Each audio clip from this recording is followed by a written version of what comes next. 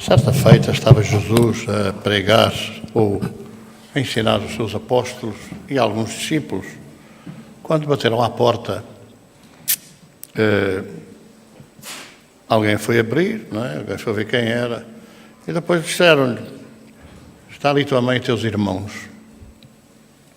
Jesus nem olhou para ver se eram de facto a sua mãe e os seus irmãos.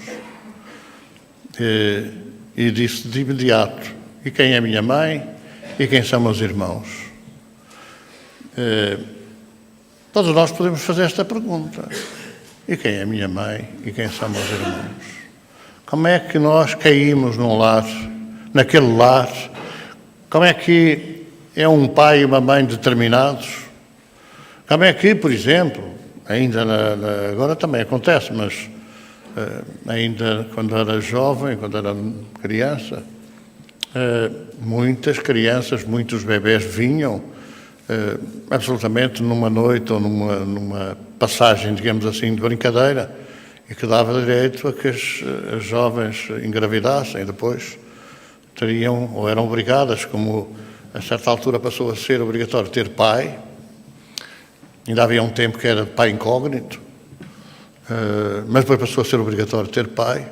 É claro que a maior parte das vezes tinham que casar e podia-se perguntar: aquele filho era filho do acaso? Quem era aquele pai? Quem era aquela mãe? Quando Jesus faz esta pergunta: quem é minha mãe e meus irmãos? É claro que estavam subjacentes a algumas coisas importantes. Como é que ele não disse: deixem-nos entrar para saber o que é que eles querem? Disse de imediato: e quem é a minha mãe e quem são os meus irmãos? Ele falou assim porque ele pressentiu, ele captou o pensamento que os movia até ele. Não era normal, não era comum que a sua família fosse atrás dele para ouvir as suas prédicas, para ouvir as suas mensagens, os seus ensinamentos. Como é que aquela vez, excepcionalmente, apareciam? E apareciam porque tinham convencido a mãe a ir ver o que é que com quem ele andava, porque faziam passar que ele só estava com meretrizes, com gente de má fama, com gente ignorante. E é bom que a gente lembre que a família de Jesus não era propriamente uma família, digamos assim, muito rica, com certeza que não era, mas também não era miserável. Era uma família, enfim, do meio social, médio. Aliás, pois ele era carpinteiro, era marceneiro, José, e, portanto, com certeza que não era um pobretão qualquer que andava na rua a pedir esmola. Ele captou porque eles convenceram a mãe a ir ver que ele andava na má vida e que não queria era trabalhar. Quando, em realidade, quem não queria trabalhar eram eles. Eles não queriam trabalhar porque durante muitos anos se encostaram à sombra do trabalho do irmão mais velho, que era Jesus, e, portanto, foram vivendo, sentados debaixo das palmeiras, debaixo das árvores, a descansar. E ele pressentiu isso, que eles vinham protestar, que eles vinham acusar junto da mãe. E aproveitou para dizer que aquele que fizer a vontade do meu Pai que está no céu, vida espiritual, amor fraterno, esse será a minha mãe, o meu irmão, ou minha irmã e o meu irmão. Bom, é esta questão que, ao longo dos séculos, nunca foi verdadeiramente esclarecida.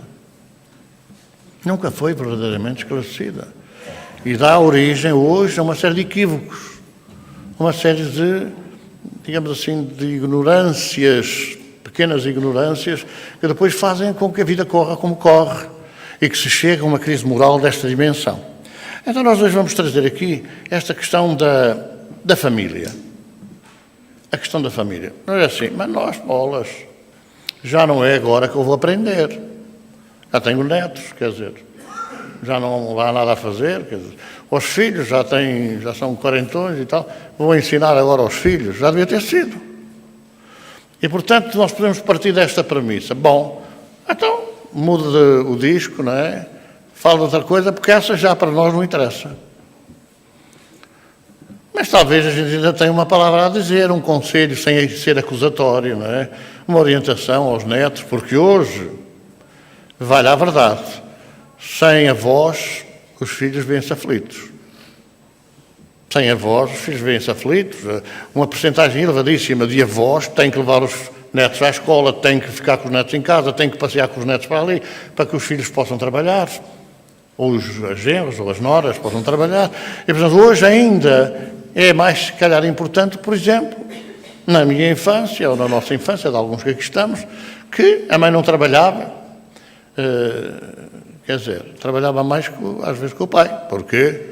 Porque aturar uma série, naquela época, agora não, agora só querem um, dois, às vezes enganam-se, é um, e não querem mais filhos. Mas naquela época eram 7, 8, 9, 10, 11, 12. Nós conhecemos um militar que serviu comigo na Guiné, que a mãe tinha tido 21 filhos. 3 não sobreviveram, mas os 18 eram vivos. Agora, não trabalhava, quer dizer, não trabalhava. E depois, ainda outra coisa que é muito importante, porque o homem, o marido, chega quase sempre cansado a casa, vocês já repararam? Quase sempre chega cansado. Tira as sandálias, ou tira lá os sapatos, tira as pantufas. Muitas vezes tem que ser a mulher a calçar as pantufas, que dá muito trabalho, não é? A coçar as solas dos pés, que estão uma comichão e tal. E agora, naquela época, imagina, não havia forma. Às vezes, com certeza, estavam para o campo, cavar de manhã até à noite, sol a sol. Às vezes as pessoas falam sol a sol, ninguém sabe o que é que isso queria dizer, sol a sol. Mas era assim, desde que raiava a aurora até que o sol se punha. O trabalho era assim. E, portanto, dizer que uma mulher nessa altura para educar, para orientar, porque não havia pré-escolar, não havia infantários, não havia creche, não havia nada disso. A mulher tinha que dar de mamar aos filhos até aos 2 anos. Não é? Agora já, ao fim de 6 meses, já pronto, não é? Porque depois de forma, porque coisa assim. Portanto, era uma época em que as mulheres trabalhavam muito mais, se calhar, que os maridos. Embora não fosse um trabalho remunerado, não era um trabalho visível, e quem trazia para casa o pecúlio familiar era realmente o pai. Então, nessa época, nós não fomos educados. Então, eu recordo, e muita gente se recorda aqui, preparação para o casamento. A maior parte não teve. A maior parte da minha geração, 2 gerações a seguir, 3, 4, 5, 6, 7 anos, não tiveram preparação para o casamento. Havia algumas preparações para o casamento, havia. Mas quem dava a preparação para o casamento eram os padres e as freiras que de casamento pouco percebiam. Digo eu, quer dizer, penso eu, que não sabiam, a não ser aquilo que eram os seus lares. Mas era uma época em que normalmente cada família tinha que ter ou um padre ou uma freira. É natural, porque ter um padre ou uma freira em casa é meio caminho aberto para o céu. Não é? Era uma cunha monumental, era uma coisa. Mas era digamos assim, era bom, era chique, quer dizer, ter um filho padre, uma freira tal e coisa. E por isso é que durante estes séculos últimos, muita gente foi obrigada a entrar no convento. Porque era bom ter uma filha representante, sempre era uma porta aberta.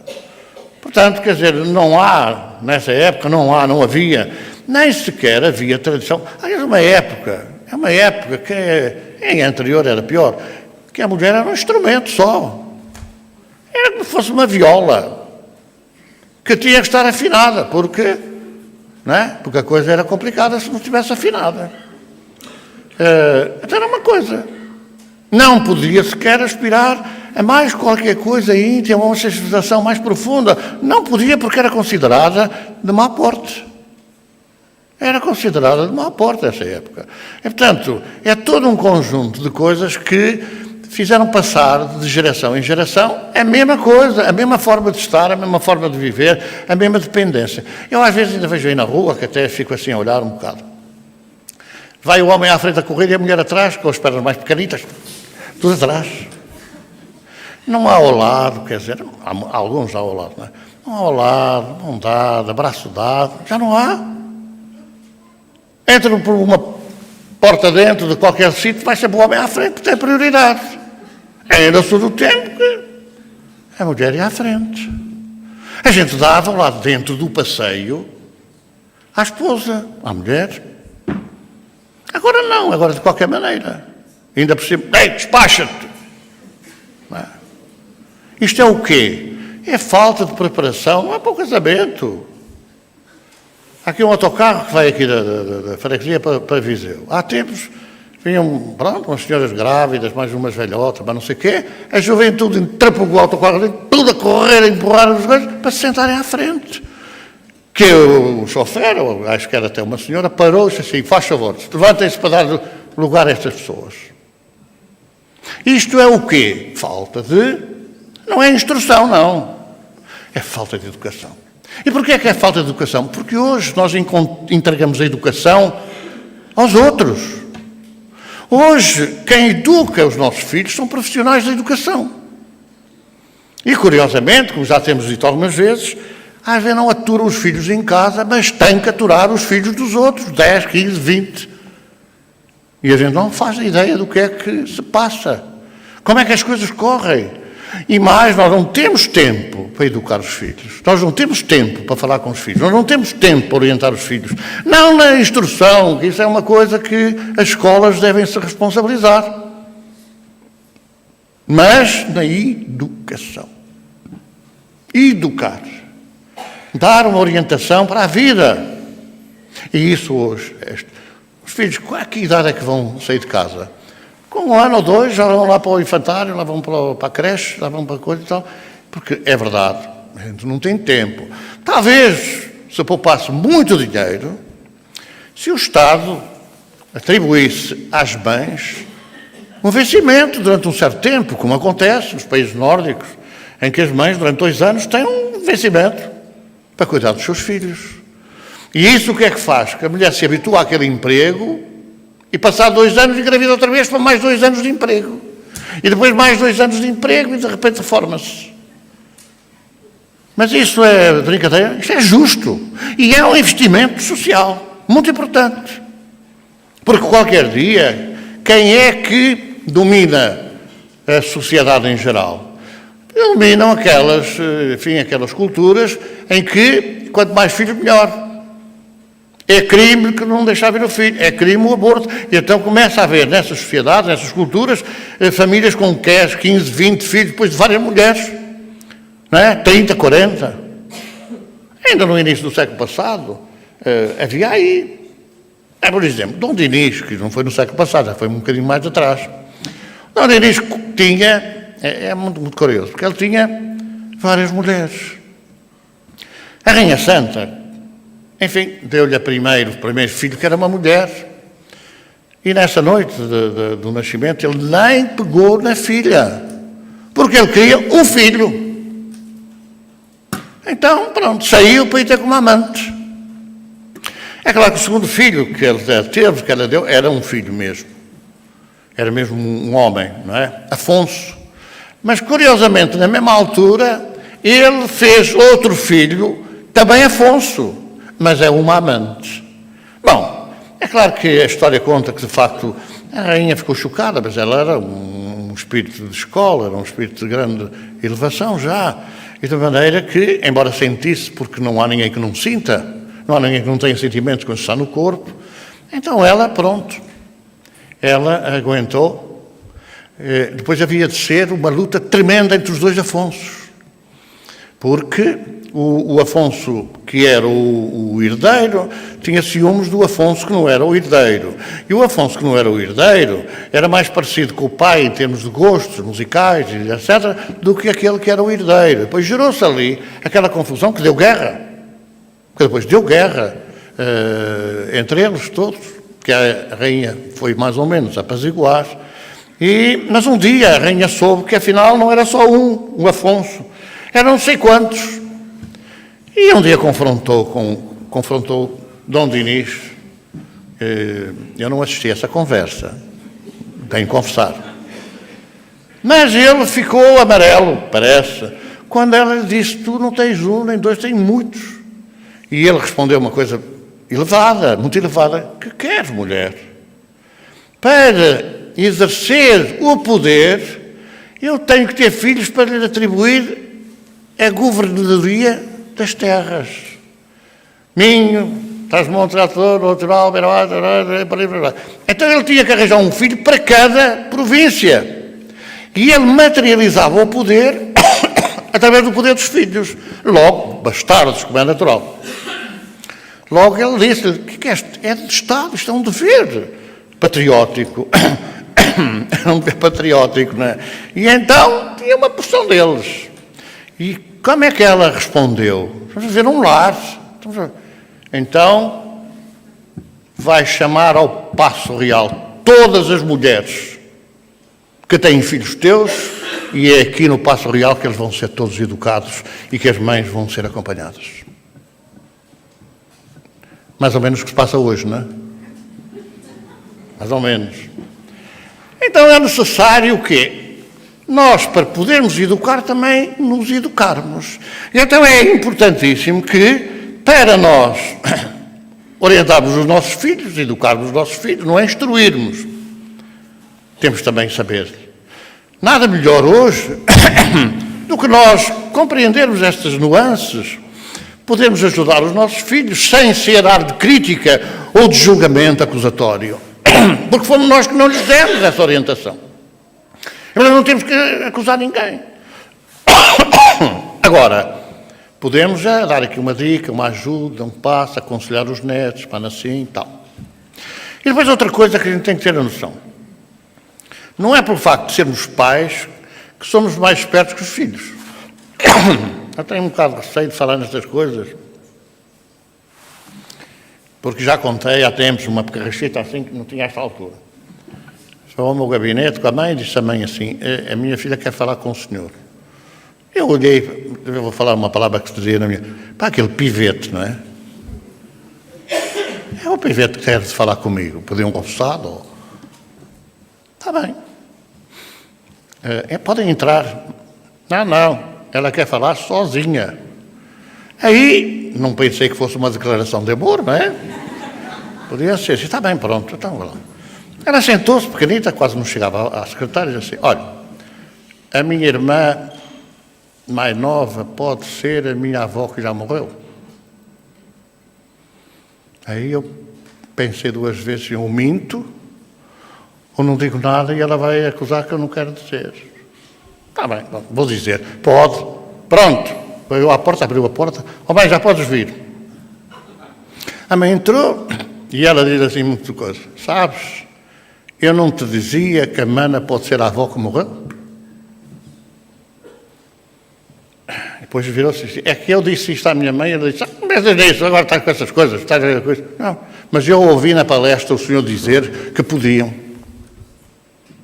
Portanto, os nossos filhos, não quer dizer que por sermos os pais, não sejam espíritos mais desenvolvidos, mais esclarecidos, com mais conhecimentos do que nós.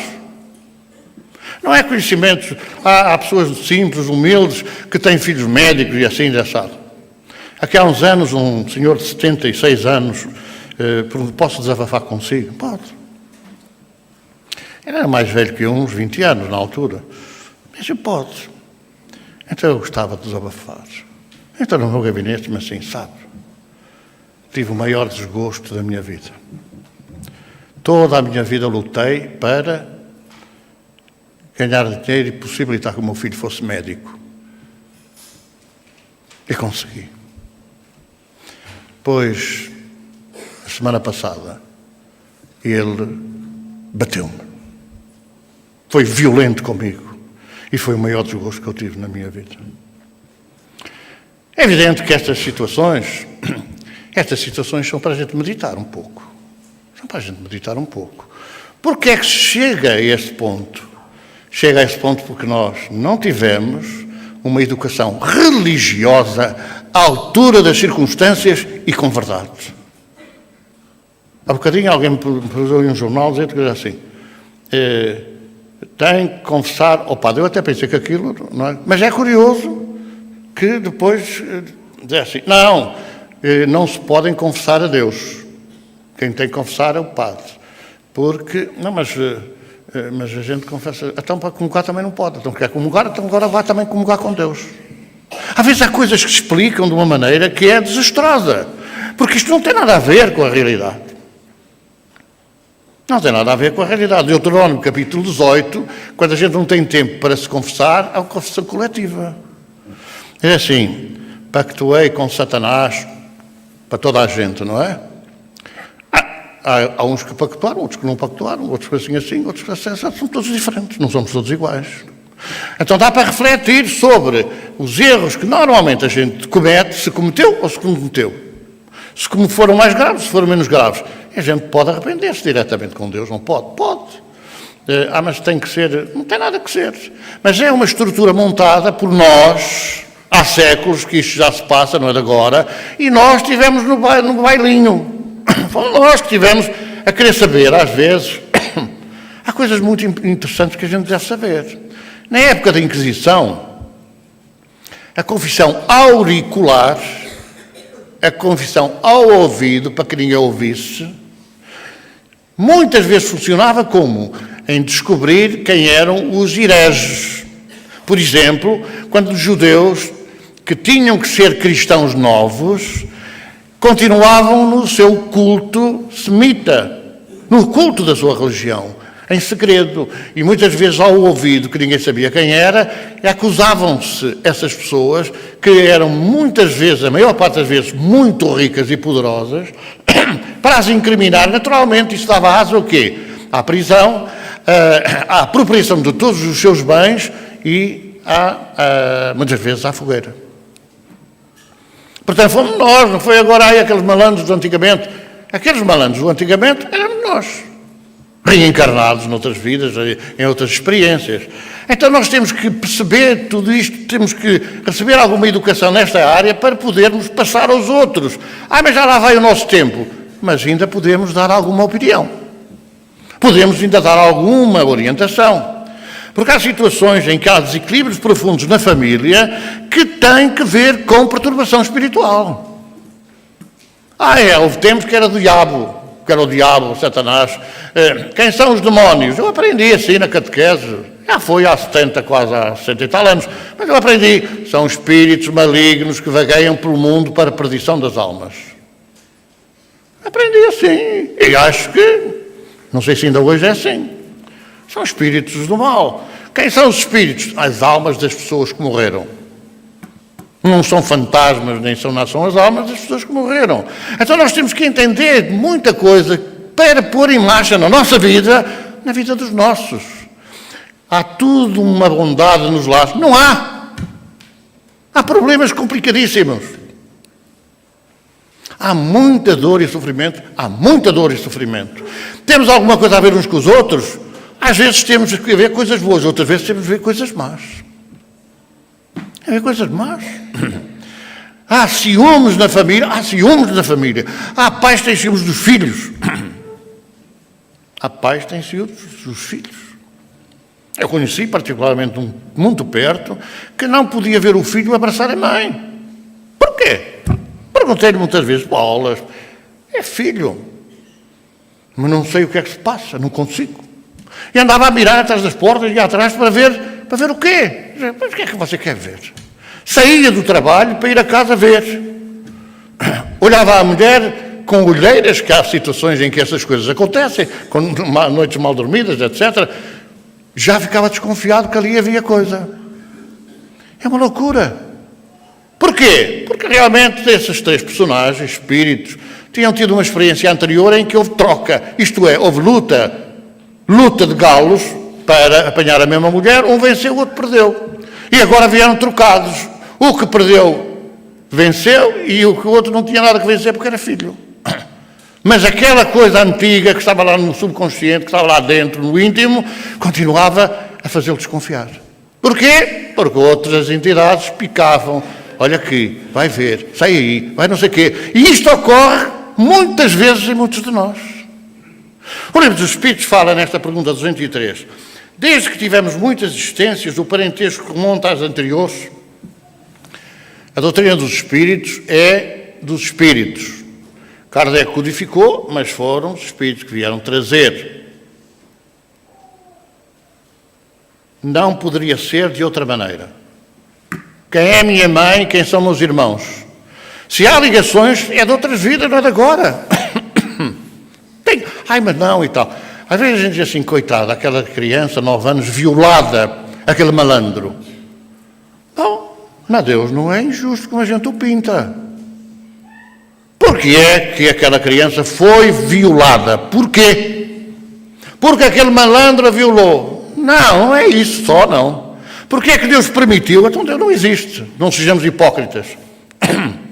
Por que é que Deus permitiu que uma criança com 9 anos, uma menina, também há rapazes na mesma situação, foi violada? Por quê? Jesus abriu as portas a esse entendimento profundo e nós não queremos ouvir. Evangelho do Nosso Senhor Jesus Cristo, desliga o fio, já não ouvimos mais nada. Como fizeres, acharás. Então nós não temos que... mas esse malandro tem que ser punido, tem que ser julgado. Tem. Porque a sociedade, as leis sociais, também se destinam a corrigir os desvios morais que as pessoas fazem. Não é só os desvios materiais. Roubou, matou, aconteceu e tal. Não é só isso. Também os desvios morais. É uma situação contra o ambiente social? É. E é mais do que aquilo que a gente imagina. Há muita coisa que há vergonha de falar. A criança, espírito, não tem a idade da criança. O espírito pode ser muito antigo. E vejamos, há espíritos que reencarnam crianças pequeninas que têm uma inteligência fora do comum. Manifestam conhecimentos absolutos. São crianças de gênio. São crianças precoces. São crianças que se recordam do que aprenderam antes.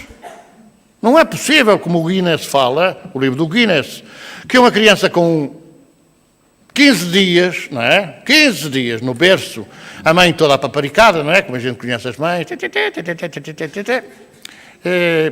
E a criança, com 15 dias, diz assim, mas eu sei falar.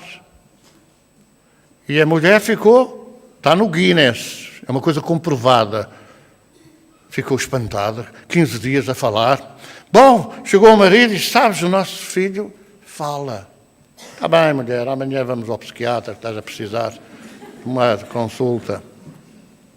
E depois o pai todo lampeiro, toda coisa, chega ao pé da criança, ao pé diz assim, sabes, a tua mãe está maluca. Ela diz que tu falas, e é verdade. Aí ficou maluco também. É uma criança, está lá referida, ao fim de um ano, deu uma conferência de imprensa em cima de uma almofada, em cima de uma secretária, para jornalistas e para investigadores. E ao fim daquelas perguntas que ele, respondia, perguntas muito profundas, diz a mãe, chega, meus senhores, tem 1 ano, a criança tem que também descansar. E o miúdo diz assim, deixa, mãe, que eu estou a gostar destas perguntas muito atrasadinhas. Mais ou menos assim. Foi em japonês ou coreano. Então aquela criança era o quê? Aquilo que ela sabia ali explicar, que foi público, não foi em privado, que a mãe foi contar, o meu filho é muito inteligente, aquela criança sabia aquilo como? Se não, da sua memória, chamam agora pomposamente, extracerebral, mas é uma memória de vidas passadas. É uma memória anterior. O espírito é como o vento, sopra onde quer, ninguém sabe de onde vem Jesus. Então vem. Logo, todas as relações que existem, boas ou más, têm que ver, se não é agora, se não é de agora, porque pode acontecer que em criança leva uma carga de pancada do pai ou da mãe e fique marcado, e fique traumatizado. Pode acontecer. Mas se não há esse motivo, Freud achava que, de facto, deveria remontar à memória da infância. E pronto. Aquilo que foi a psicanálise, que foi uma parte muito significativa do tratamento psiquiátrico até há pouco tempo, ele levou a fundo, embora depois não tenha tido a coragem de contar tudo, mas ele pensava, por exemplo, se a criança tem medo do escuro, a culpa é dos pais, porque em criança a gente tem aquela mania de dizer, cuidado com o papão, a gente chamou o papão, mas não sei o quê, vais para o quarto escuro e tal. Era assim, antigo, agora não sei se é, era assim, era assim. Ora, ele pensava, é um trauma da infância, e é de meterem no escuro, de fazerem mal e tal. Então, chegou ali e contou, mas não contou tudo, porque havia alturas em que a criança não se lembrava de estar no quarto escuro, nem do papão, nem nada dessas coisas. Ele só mais tarde, já quando estava no leito da morte, é que disse lá para o seu discípulo, não é? Jung, aquilo que a gente falou é verdade. E aquilo que eles tinham falado era a reencarnação. Era o nascer de novo, que Jesus falou. Então é muito importante percebermos que na família, no lar, há relações melhores e piores. E essas relações melhores ou piores, numa educação igual, para todos igual, só pode ter uma justificação em experiências anteriores. Então o que diz o Livro dos Espíritos é isso, não pode ser de outra maneira. Tem que ser exatamente de vidas anteriores. Deus põe a criança sob tutela dos pais para que estes a dirijam no caminho do bem e lhes facilitou a tarefa, dando à criança uma organização débil e delicada que a torna acessível a todas as impressões. É evidente que há notícias, por exemplo, de o pai espancar o bebé de 3 meses, por exemplo, porque ele chora de noite. Ele chora de noite. Há uma coisa muito interessante que é o seguinte. Nós, quando são bebés, já repararam que a gente vai falar com os filhos pequenitos, quase que ainda não falam, e o filho vai lá, lá, lá, lá, e a gente vai lá, lá, lá, lá. Repararam? A gente fala a linguagem deles. Não faz ali um discurso daqueles da Assembleia da República, não é? E eles falam daquela maneira, é? E a gente também faz assim. É a aproximação da linguagem com quem a gente fala. Por isso é que a gente fala para pessoas humildes, não pode fazer grandes tiradas filosóficas, deve ir ao encontro daquilo que eles entendem. E tu, Pedro, quem dizes tu que eu sou? Tu és o Messias. Não foi a carne e o sangue quem te revelaram, mas meu Pai que está nos céus. É a inspiração, que tem a ver com, realmente, um sentido profundo daquilo que a gente viveu noutras existências. Porque é que a gente nasce com aquela coisa de Deus existe? Há um poder superior, sem dúvida, e mais não sei o quê. E há meia dúzia deles, que é os que falam mais, não é? Que até têm mais tempo de antena, nas televisões, etc. Isso não existe, Deus não existe. Provas da existência de Deus. É um axioma muito simples que faz parte da vida nossa de hoje, da cultura. Tudo aquilo que o homem não fez, Deus fez. Quem fez as estrelas? Havia um poema assim quando eu era miúdo, na escola primária. Quem fez as estrelas e mais não sei o quê e tal? Deus. O homem não fez as estrelas. O homem não fez a lua. O homem não fez a terra. Muitas vezes desfaz, estraga tudo. Se não foi o homem que fez, quem fez? É God, é Deus, é não sei quantos. Seja o que a gente seja qual for a palavra que a gente utilize, há um poder superior. E isso faz parte do nosso íntimo, da nossa vida íntima. Vamos dizer assim, Deus não existe. Porquê é que a gente deixa que as pessoas coloquem assim, pois prove que Deus existe? E não fala porque a maioria acha que Deus existe, porque eles dizem, não, você é que vai provar que não existe. Prove-me lá que Deus não existe. Não, a gente fica naquela. E agora como é que eu vou descalçar esta bota? Ele quer que eu prove a Deus como é que eu vou provar que Deus existe. É aquela coisa que a gente muitas vezes dá sempre a voz às minorias e depois elas riem-se com aquela ignorância característica e a gente deixa andar.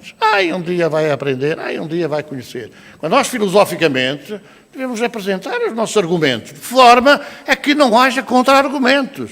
Prove que Deus não existe. Não, você é que tem que provar que Deus existe. Não tem que provar nada. Para mim existe, está dito. Mas se não existe, olha, continue no seu caminho e seja feliz. Então, é a criança para nós testarmos ou para nós darmos a nossa, digamos assim, ser mais fácil falar com as crianças e na sua inocência e na sua simplicidade e na sua quase falta de defesa, nós podemos aproximar-nos mais delas. Há exceções lamentáveis, mas a esmagadora maioria dos pais é assim. Porquê é que há crianças que vão para o colo de amigos e fogem para o colo dos pais? Porquê? Porquê? Por causa daquilo que a liga em crianças, depois começa a haver uma coisa mais adiante, mas é a vibração que sentem, é o campo magnético que as envolve. E esse campo magnético que as envolve, elas sentem-se bem. E sentem-se bem e fogem dos estranhos e vão para o colo dos conhecidos. E, curiosamente, às vezes, nem é do pai, nem é da mãe, é da avó ou do avô. É agora. Porquê? Porquê? Então, é muito importante que nós tenhamos a noção que a educação, se for compreender, será a chave do progresso.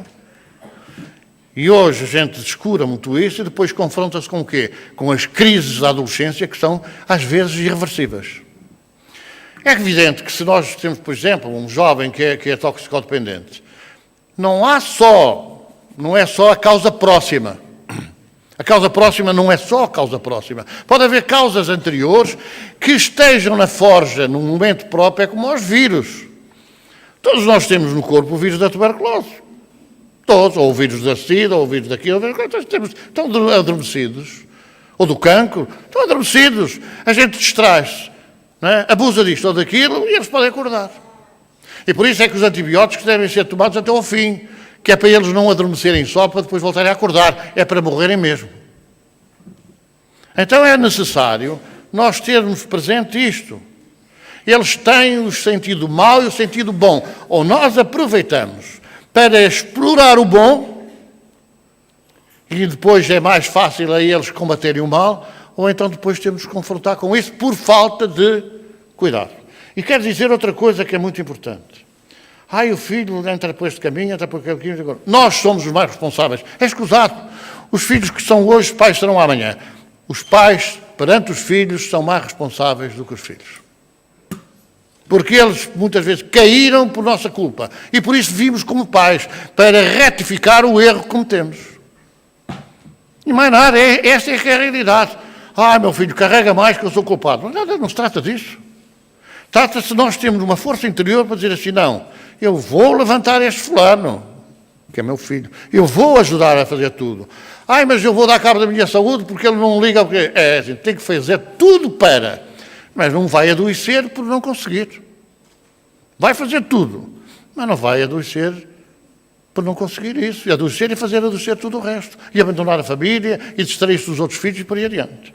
Então é muito importante que esta educação seja neste nível.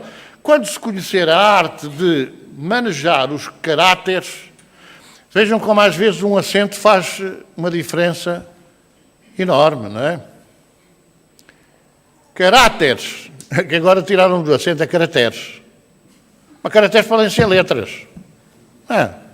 Podem ser letras. Bom, os caráteres, como se conhece a de manejar as inteligências, poder-se-á endireitá-los da mesma maneira como se endireitam as plantas novas, meter uma estaca. Às vezes é vendar os olhos. Há pessoas que depois vão perdendo a vista e pimba. Não é? E outras coisas. Essa arte, porém, requer muito tato, muita experiência e uma profunda observação. Livro dos Espíritos, na pergunta 917. É claro que não basta, pois, evangelizar a criança nas instituições espíritas. Não adianta. Vamos falar assim, não basta evangelizar, na catequese a gente entrega, pronto, aos sacerdotes, às freiras, às catequistas e está tudo a andar. Não basta isso. É imprescindível que essa educação alcance os genitores, os pais ou os responsáveis. Mas esta educação tem que ser recebida por nós de quem tenha experiência nessa área. Não é olha para o que eu digo, não olha para o que eu faço. Não é olha para o que eu digo, não olha para o que eu faço. É exatamente fazer, ser exemplo disso. Eu, durante muitos anos, eu nunca chamei a atenção dos meus filhos por fumarem. Eu dizia assim, mas quem é que eu vou chamar a atenção que eu também fumei? Eu não vou agora dizer não fumem porque faz mal. Então, agora, eles tinham que chegar a essa conclusão por si mesmos. Mas eu não posso deixar de dizer, não, fumar faz bem. Como o médico às vezes diz assim, não, pode beber um copinho à refeição, não diz é o tamanho. Não diz o tamanho, porque não faz mal, porque faz. Porque faz. Por exemplo, há pessoas que se habituaram de tal maneira a beber que chega a uma altura, já não é preciso beber muito, a coisa já está ao nível, é só mais um bocadinho para encher a taça. O álcool, em quaisquer circunstâncias, seja de que forma for, vai adormecer, vai influenciar as células neuroniais, os neurónios, e a pessoa vai começar a andar mais. Aliás, reparem, uma pessoa que bebe por sistema, começa a certa altura a ter, a gente começa a olhar e a pessoa já está trôpega, já não reage bem, às vezes enrodilha a língua para falar. Porque é a ingestão do álcool que vai afetar as células da cabeça, do cérebro. Mas é um crime beber. Não é crime nenhum. Mas só um copo de vez em quando não faz mal. Um copo nunca faz mal, mesmo que seja o 11º. É só mais um do que 10. Um só, é só mais um, que é o que os obsessores dizem. É só mais um. E verdade, vamos pensar, 10 ou 11 não há grande diferença. Entre 20 e 21 também não há grande diferença. A única diferença... Eu tinha um camarada meu lá na tropa, que era muito engraçado, passava desde manhã, das 10 horas até à meia-noite, a beber whisky. Bom, quando chegava às 5 da tarde, lá estava a jogar os dados, os cagos, e a gente passava a dar-lhe só água. Tinha ordem lá para o homens e tubar, agora só pôs de água. E ele continuava a beber até à meia-noite. Água. Porque chega a uma certa altura que já seja o que for, parece tudo igual. Quando Jesus, nas bodas de Canaã, transformou a água em vinho, houve uma grande revolta, porque afinal o senhor da casa guardou o melhor vinho para o fim, que era sem álcool.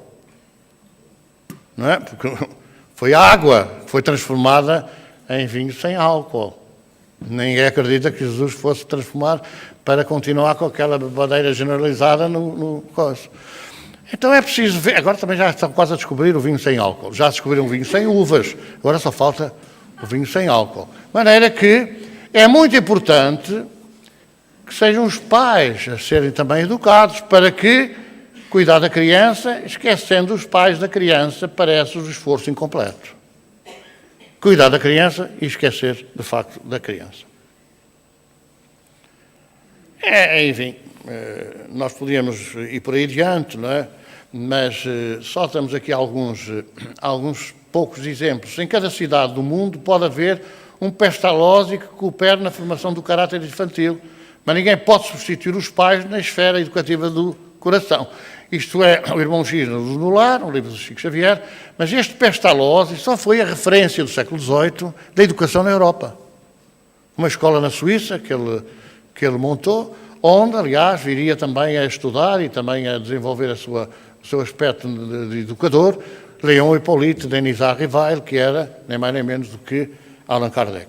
Portanto, é um tipo, digamos assim, de educação que é muito importante.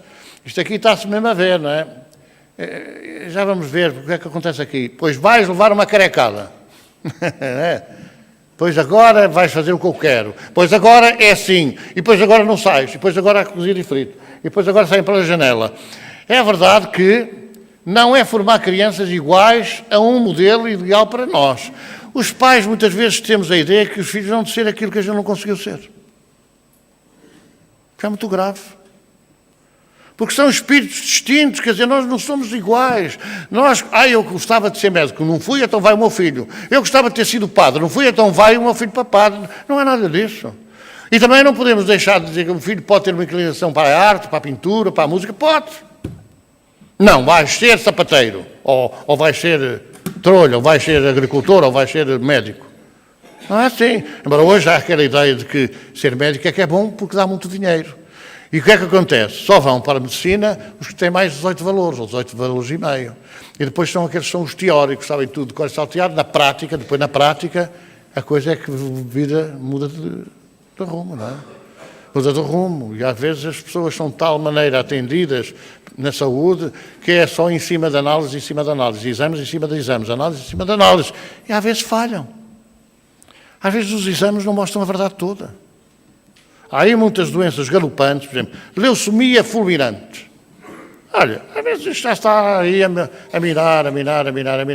Fulminante é descoberta. Só se descobre a doença quando já não há remédio. Judas só verificou que traiu Jesus quando o viu subir ao patíbulo para ser torturado e ser morto. Aí é que ele acordou. Porquê? Porque os obsessores largaram-no. Já tinham conseguido o que queriam. a entrega de Jesus, a traição, e largaram, e ele suicidou-se quando tomou consciência do crime que tinha cometido. Não é formar crianças iguais, é desenvolver as capacidades de cada um, respeitando-se as diferenças individuais. É educar a consciência de forma que ela possa ditar os atos e formar uma escala de valores, preparando-se para as opções. Eu quero dizer assim com clareza, nós não temos que julgar ninguém de forma alguma. Quando um homem exerce uma opção terrível sobre a mulher, em termos de justiça, o que deverá acontecer? Vá para a cadeia e vai preso, violência no lar. Mas não vai passar por aquilo que fez passar a mulher. De maneira nenhuma.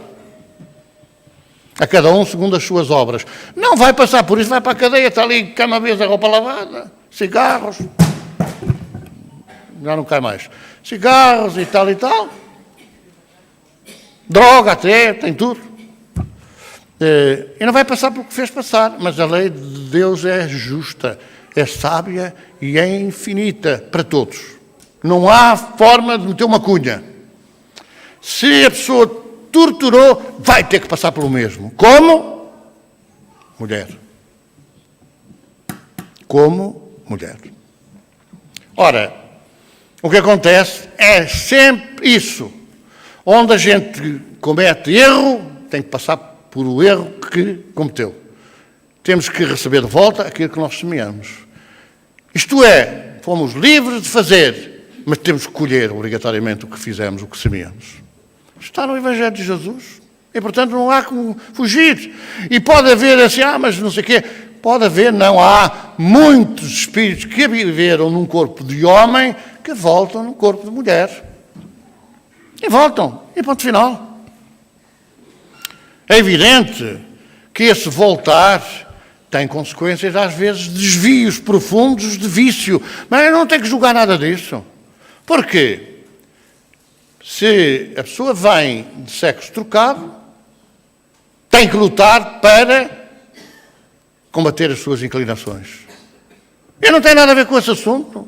A pessoa que tem. Porque se não combater as suas inclinações, vai ser sujeita à mesma situação até vencer. Seja homem como mulher, seja mulher como homem. E nós vemos aí às vezes mulheres de gatilho, generais. Eram homens. Mas como agora as mulheres têm não sei quantos por cento menos possibilidades que os homens, também têm que vergar ali aquilo que foram como homens. É muito ligeiro o julgamento que muita gente faz. Não há nada a fazer. Havia um amigo muçulmano que eu tinha que dizia assim, olha, nós temos, são polígamos a maior parte das vezes, não é? Tem várias mulheres. Está bem, mas a gente tem várias mulheres com papel assinado. Temos responsabilidade por todas elas. Vocês não, só têm responsabilidade com uma, mas depois andam com várias. O que é pior? E é verdade. A gente julga sempre, porque é assim, porque é assado, cozido e frito. Mas depois tem uma pouca vergonha. Ou não é? Mas ainda estamos muito atrasados, ainda vimos com essas inclinações de outras vidas, etc. Também vimos. Mas temos que combater essas inclinações. Agora, nós não podemos obrigar, não é, fazer ali robôs à nossa imagem e semelhança, porque somos todos espíritos e temos naturalmente que vencer as nossas imperfeições, corrigir o nosso percurso. Os outros terão que corrigir o seu. Nós não podemos ser intolerantes. Eu vejo pessoas às vezes a criticar umas coisas e noutras coisas são o que há de pior. São o que há de pior. Qual é a diferença de um crime? Matou 1, matou 5, matou 10. É muito mais grave. Está bem. Na América há pessoas condenadas a 300 anos de cadeia. É nesta e mais próximas 10 reencarnações. É igual, a prisão perpétua ou prisão de 300 e não sei quantos anos. É conversa fiada. Mas o que está mal é a inclinação que tem para matar. É. Mas nós vamos ver a dualidade de critérios. Há juízes que castigam logo à partida 25 anos de cadeia e há outros que dão 19, outros que dão 20, porque, coitadinho, tem os olhos azuis, para não sei o quê. Há uma dualidade de critérios muito grande. É a justiça que nós temos, ou melhor, é a justiça que nós praticamos. A educação espírita visará preparar a criança, o jovem e o adulto para a era da moralização da terra, tomando Jesus como modelo e guia. Nós estamos a chegar a um tempo exatamente como viveram aquela turma que ficou conhecida na terra como homem e mulher, Adão e Eva. Adão é homem, Eva é mulher. E nós pensamos que era um casal, coitado. Ele estava quase a desequilibrar-se completamente, a apanhar uma depressão. Quando Deus se lembrou, deixa lá dar aqui um jeito, tiro aqui uma costela e faço uma mulher para ele se entreter. Quando, verdadeiramente, isso é ficção. Porque foi um conjunto de espíritos que tiveram que sair do mundo onde viviam e que tinha passado, ou que ia passar, ou que passou a um plano superior de evolução. Eles não quiseram aceitar a lei, não quiseram viver com essa lei e tiveram que ir para outra escola, que era a Terra, que estava no seu nível. Embora eles já tivessem uma experiência maior do que aqueles que estavam na Terra.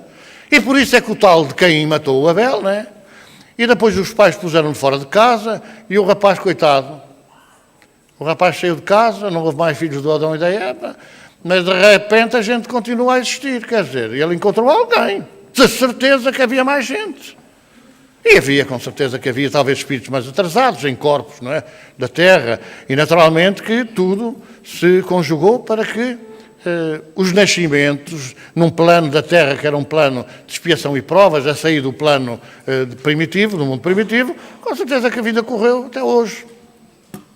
E no tal mundo onde os outros não puderam estar, que tinha passado a um nível superior, com certeza que depois regressaram, como nos fala o livro A Caminho da Luz, de Emmanuel, quando descreve o regresso desses homens e dessas mulheres, desses espíritos, à sua terra, ao seu mundo, porque já tinham atingido um plano que possibilitava que eles vivessem no meio daquela sociedade mais evoluída, que é um mundo de regeneração que está aí à porta. Então, o que é que acontece? Acontece que estamos a chegar a uma fase em que vamos ser postos à prova. Ou cumprimos a lei mudando, reformando-nos intimamente, ou continuamos na mesma. E, portanto, não temos qualquer dúvida, iremos ter que mergulhar no outro mundo, para onde já partiram milhões e milhões, talvez milhares de milhões de espíritos, que já não podem continuar na Terra. Porque a Terra vai ser outra escola.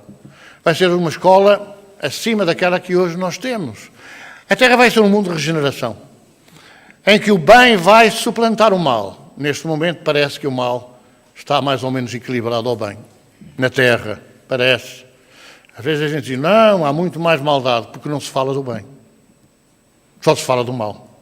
Tudo que é mau vem nas notícias, nas primeiras páginas, vem nas notícias, nos telejornais logo à cabeça. Assassinatos, mortes, rebentamentos, destruição, guerra, etc. E não se fala de um caso de altruísmo, de um caso, sei lá, de salvação de muita gente que morre na miséria e que passa fome. Não se fala nada disso. Então é muito importante. A educação espírita, podemos dizer assim, a educação espiritual, é fundamental preparar os nossos filhos, os nossos netos, para o advento que aí está a chegar. Mas é para ser agora prosélitos do Espiritismo. Não é nada para ser prosélitos do Espiritismo, porque ninguém acredita que, quer dizer, estamos aqui 400 ou 500 pessoas, vamos mudar o quê? Daqui a meia hora, daqui a uma hora, saímos ali ao portão e adiamos até para a semana? Para a semana voltamos a retomar, ouvir falar dessas coisas. Portanto, não é com o nosso trabalho que nós vamos mudar coisa nenhuma, mas talvez com algumas orientações, algumas coisas racionais, algumas ideias lógicas e verdadeiras que a gente possa despletar ou despertar o interesse daqueles que nos ouvem.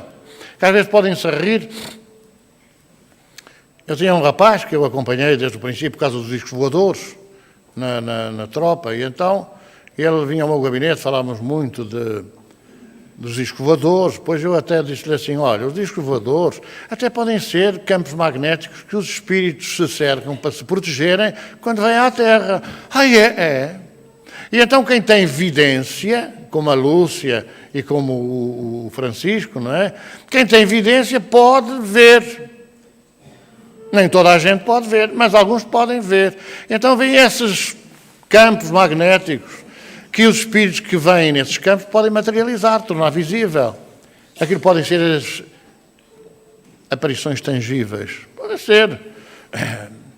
E de conversa em conversa chegamos à parte espiritual. E então ele começou, todos os dias tinha uma lição, não é? Meia hora, 3/4 de hora e tal. Eu às vezes reparava, porque à noite quando estava de serviço, lá ao social dia e tal, lá no bar, ele estava ali a um canto ao pé da fogueira, ao pé da lareira, e falava aquilo que tínhamos falado de tarde. Eu dizia assim, olha, engraçado. Ele falava, mas depois acabava a matéria. Puxava ao fim aquilo que eu já tinha aprendido. Eles estavam ali, riam-se, tal, sorriam para ali e para acolá, e ele chegava à altura assim, bom, isto é deitar pérolas a porcos, vou-me deitar. E ia embora para a cama. Ele não tinha mais nada para dizer, porque já não sabia. No dia seguinte lá vinha continuar a conversa. E eu reparava, porque não era nada comigo, eu só ouvia, que eles, depois eles seis, iam assim, a gente ri-se, mas não tem argumentos para o contrariar. Ora, isso é que é importante, não é dizer assim, vai agora ser tudo espírita. Não, mas podemos ser melhores cristãos.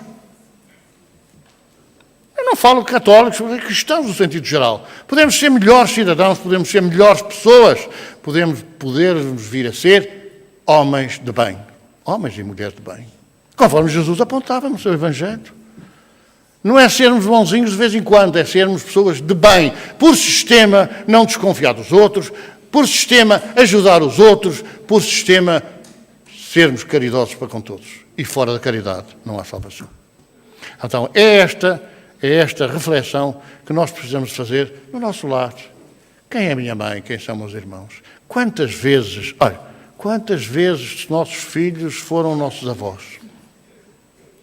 E a gente às vezes, eu tinha um rapaz que dizia assim, depois ele vai, engenheiro da PT, que há muitos anos, dizia assim, olha, então mas o meu filho pode ser o meu pai? Pode. Já morreu. É a primeira condição. Já morreu há muitos anos e tal. E pode ser? Pode.